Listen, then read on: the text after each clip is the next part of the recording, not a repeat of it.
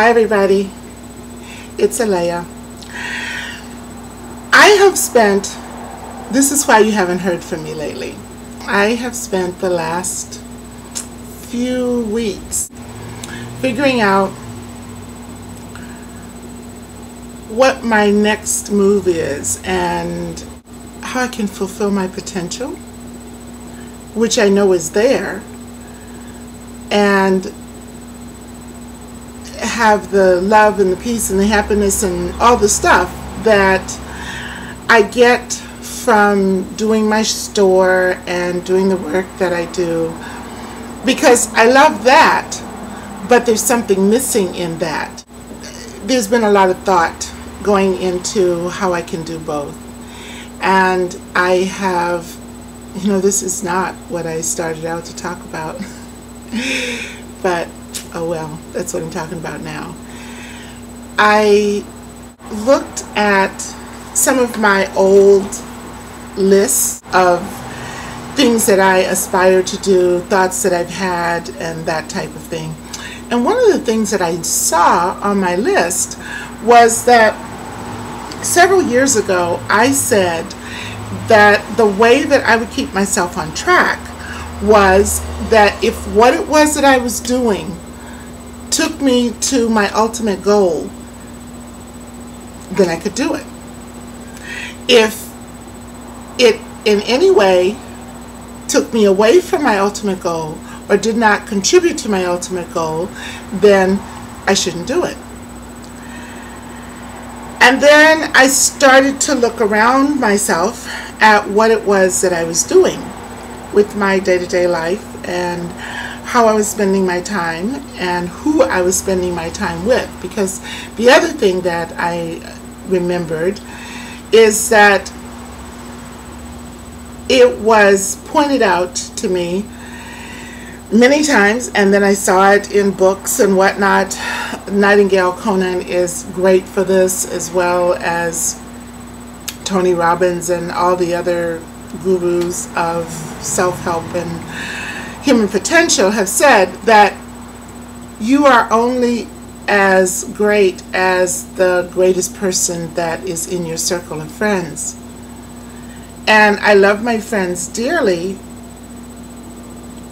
particularly my physical friends. You guys online are a whole different story, because I actually have way deeper thinkers online as my friends and who correspond with me at work sites, or just in general because I've met you here at my store and then we've struck up a friendship or whatever.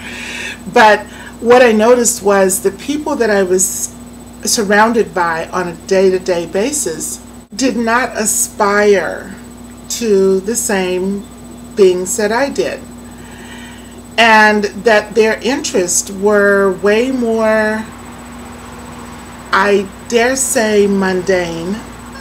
But that's probably harsh, because they're not mundane. It's just that their interests are very different than mine. My interests lean toward, of course, providing for myself by doing my job, working every day and whatnot. But I think that I have a vision that sometimes if I don't place my attention on it, tends to get lost in the day-to-day activity. And because the people that I'm around on a day-to-day basis do not hold a similar vision, it's easy to lose the vision.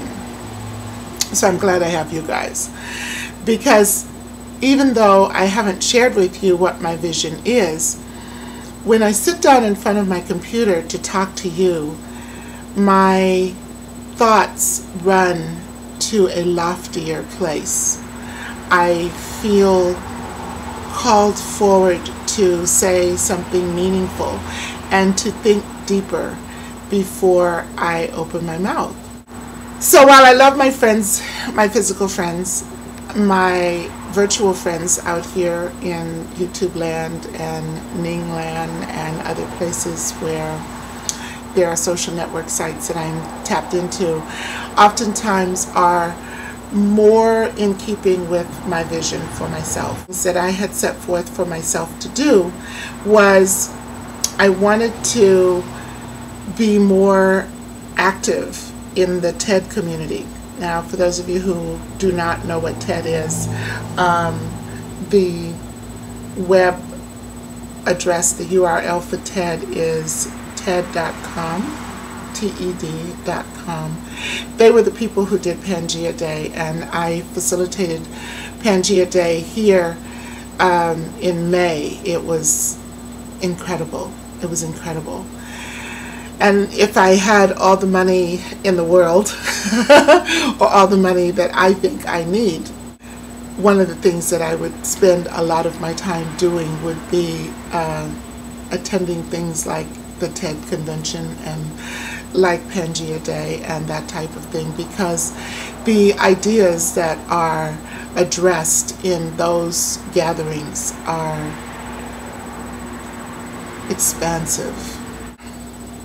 They make me think deeply. And one of the things that came up this evening, because I was watching TED videos on my computer, was this man named Bill Joy, who said he's a futurist and he maps future trends and what he thinks will happen and how prepared he feels the world is and that type of thing. And in 1999, he locked himself in a room with books about disasters and pandemics and catastrophic events and whatnot in New York City. Now, he had been entertaining these thoughts so long that his friends were worried about him. So obviously he had been focusing in that direction for a really long time. That when 9/11 happened, after he had locked himself in this room in New York City to write a book, he was not surprised. He said he didn't have any inkling that this was something unusual. He was just surprised that it happened when it did, but he knew it would happen. My question to you, and my responsibility that I think I have and that each of us has to the world, is to not entertain those kinds of thoughts. I don't want to place responsibility or blame on this man. I feel that the attention that he placed on catastrophic events, on pandemics, on the scenario and the vision that he saw when he walked out of his hotel room on 9/12, I think he contributed to that happening. And I'm sure that he didn't do it all by himself.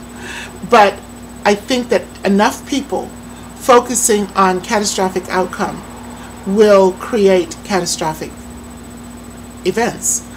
And enough people focusing on paradise, on utopia, will create utopia. Now, what's interesting is that he was in New York when this happened. So he got to experience that scenario firsthand. I was in Washington State, and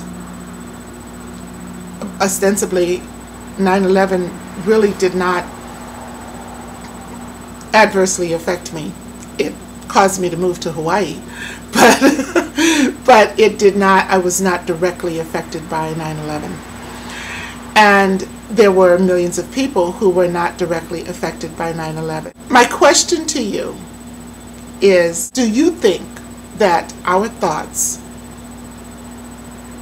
can affect, can cause what it is that we're focusing on a worldwide level? I know that it works to get a parking space. I know that it works to get a job. I know that it works to have somebody invite me to Thanksgiving dinner. By the way, happy Thanksgiving. But can it affect the world? One person's thoughts, two people's thoughts. Can it affect the experience of thousands? It's something to think about. My gosh, I'm serious tonight. Okay, I'm lightening up. Life is good. I have a show this weekend. We'll talk to you later. Have a great night. Aloha.